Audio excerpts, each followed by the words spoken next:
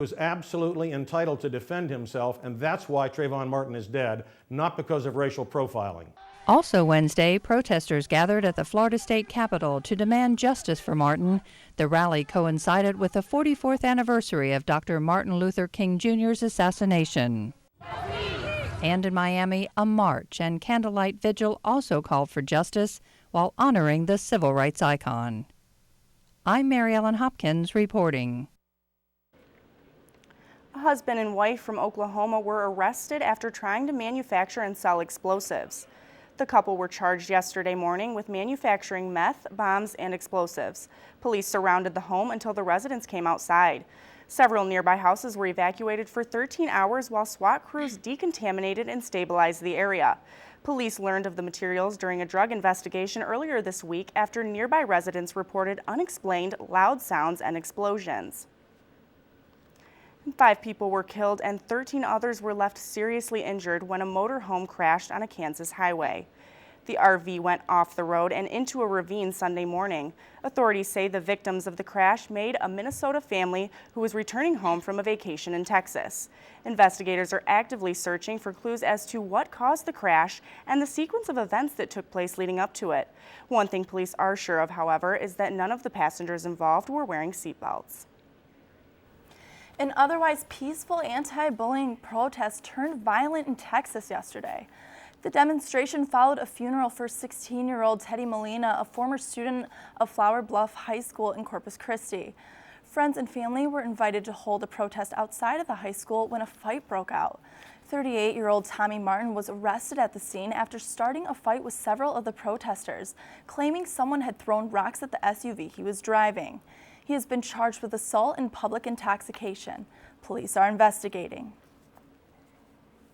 Former Penn State assistant coach and alleged child abuser Jerry Sandusky appeared in court for a pretrial hearing.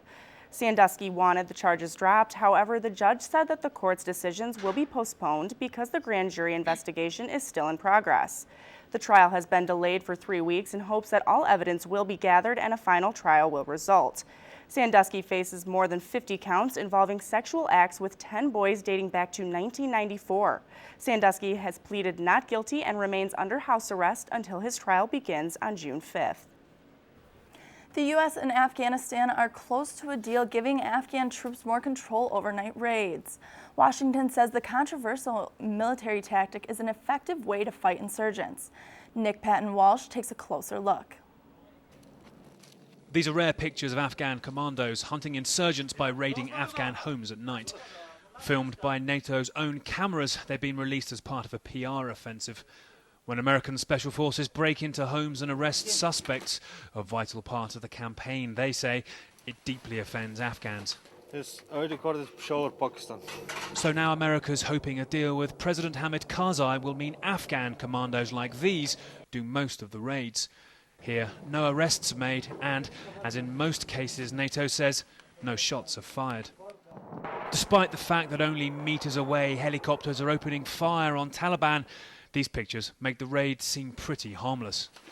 But sometimes they're not.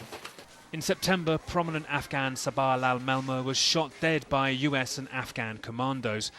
NATO says he was an al-Qaeda financier and came outside holding an AK-47. He'd been in Guantanamo Bay prison for 5 years, accused of rocket attacks, but the Americans released him to the Afghans. At home, he remained an innocent businessman, as he always was, says this local friend, who was also held at Guantanamo. When Sabrlal was released from Guantanamo, we stayed in contact in the city of Jalalabad. He was working as a businessman and was simply trying to feed his family.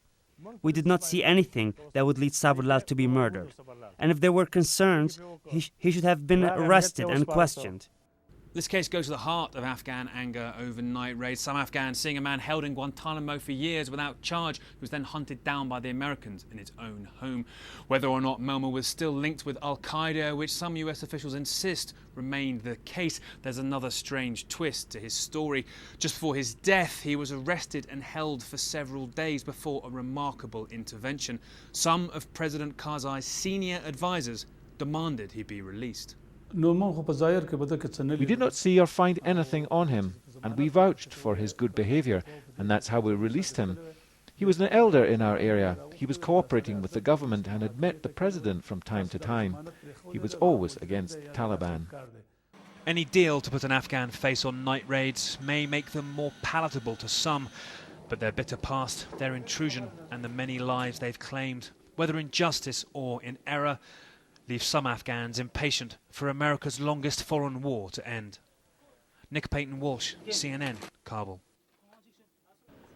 The Taliban have claimed responsibility for a deadly blast in northern Afghanistan. The following footage contains some graphic content. The Islamic Emirates of Afghanistan said the suicide bomber targeted a group of international forces walking in a park in Faryab province. At least 9 people were killed in the blast and 20 more were injured. Afghan officials say 3 of the victims were U.S. service members. Burglars in Washington state have been targeting people who have just lost a loved one. Police say the robbers found their victims through the obituaries and went to their homes while they were at the funeral. Natalie Brand has the story. You got to get a break, and Vancouver made the break for us. It's been nearly 2 weeks since John Bergey's Marysville home was burglarized while he was at his mother's funeral, but now he's been reunited.